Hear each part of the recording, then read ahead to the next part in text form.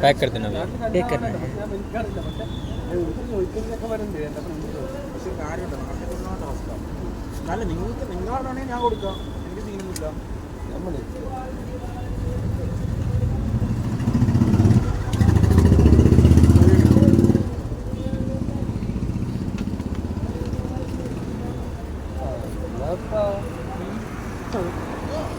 payment ആണോ ഒപ്പനാക്കുമ്പോ അവന്റെ മറ്റു ട്രാൻസാക്ഷൻ കാണിക്കാം സ്കാനൊക്കെ നമ്മളെ